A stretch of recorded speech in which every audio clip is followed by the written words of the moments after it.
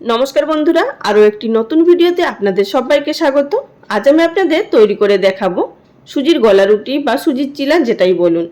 এটি খেতে যতটা টেস্টি হয় ততটাই কিন্তু হেলদিও। বাচ্চাদের এটি আপনারা স্কুলের টিফিন বক্সেও দিতে পারেন। এছাড়াও সকালের ব্রেকফাস্ট বা রাত্রের ডিনারে যখনই রুটি পরোটা বানাতে ইচ্ছা করবে না, এটি কিন্তু বানিয়ে নিতে পারেন। এটি কিন্তু তরকারি ছাড়াও খেতে খুবই সুন্দর লাগে। চলুন তাহলে আর বেশি কথা না বলে শুরু করা যাক আজকের এই ভিডিওটি। সবার প্রথমে একটি গ্রাইন্ডিং জারের মধ্যে দিয়ে দিচ্ছি মেজারিং কাপের 1 কাপ পরিমাণ সুজি। আপনারা যে কোনো বাটি বা কাপ মেপে অবশ্যই নিয়ে নেবেন।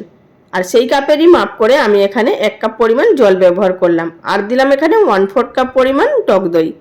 আর এখানে টক দইটা কিন্তু সম্পূর্ণ অপশনাল, আপনারা না চাইলে নাও দিতে পারেন, তবে একটু সফট হওয়ার জন্য নাস্তাগুলো আমি এখানে ব্যবহার করলাম। সমস্ত উপকরণের একটি ফাইন পেস্ট তৈরি করে নেওয়ার পর একটি মিক্সিং বোলের মধ্যে ঢেলে নিলাম।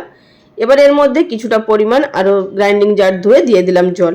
তবে আপনাদের দেখিয়ে দিচ্ছি ব্যাটারের ঘনত্বটা ঠিক এইভাবেই কিন্তু পাতলা রাখতে হবে। 1 কাপ সুজির জন্য প্রায় আমি এখানে 1.5 কাপ পরিমাণ জল ব্যবহার করেছি। এবার আপনাদের দেখিয়ে দিচ্ছি আমি এখানে কিছু জিনিস অ্যাড করছি। প্রথমে দিয়ে দিলাম এখানে স্বাদ মতো নুন বা হাফ টিস্পুন নুন, যেমন আছে একটি মাঝারি সাইজের কুচিয়ে নেওয়া পেঁয়াজ, একটি মাঝারি সাইজের কুচিয়ে নেওয়া টমেটো কুচি, আর দিয়েছি এখানে কয়েকটা কাঁচা পাকা লঙ্কা কুচি। ঝালটা আপনাদের নিজেদের টেস্ট অনুযায়ী ব্যবহার করবেন। এছাড়া আপনারা এখানে ক্যাপসিকাম কুচি বা গাজর কুচিও ব্যবহার করতে পারেন। এবার এই সমস্ত উপকরণগুলো ভালোভাবে মিশিয়ে নেব।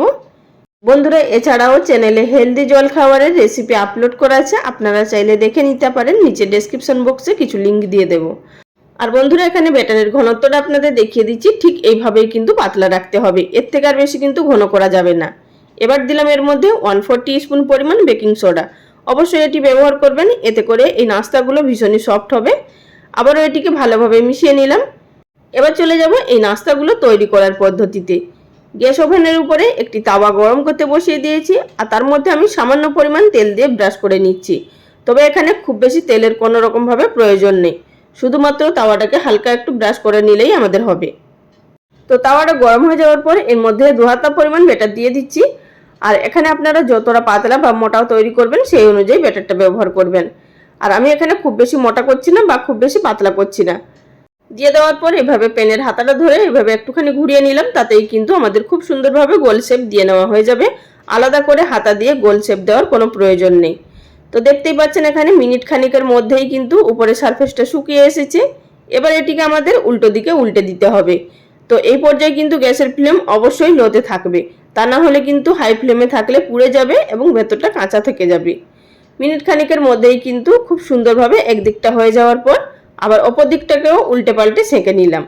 মাত্র 2 মিনিটের মধ্যে এখানে কিন্তু এক একটি নাস্তা আমাদের তৈরি হয়ে যাচ্ছে।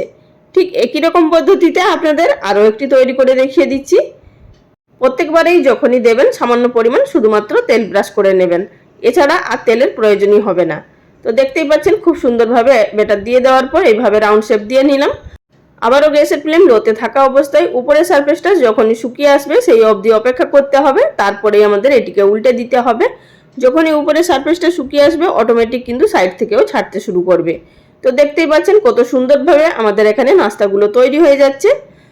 একই রকমভাবে উল্টে পাল্টে এটিকেও আমি সেঁকে নিলাম। বাদবাকি যে ব্যাটারটা আছে সেটিকেও খুব ভালোভাবে সেঁকে নেব। বন্ধুরা, এটি দেখতে যতটা সুন্দর, খেতে কিন্তু তার থেকেও বেশি টেস্টি হয়। আপনারা বাড়িতে না তৈরি করে খেলে আপনারা বুঝতেই পারবেন না এটি খেতে কতটা টেস্টফুল হয়।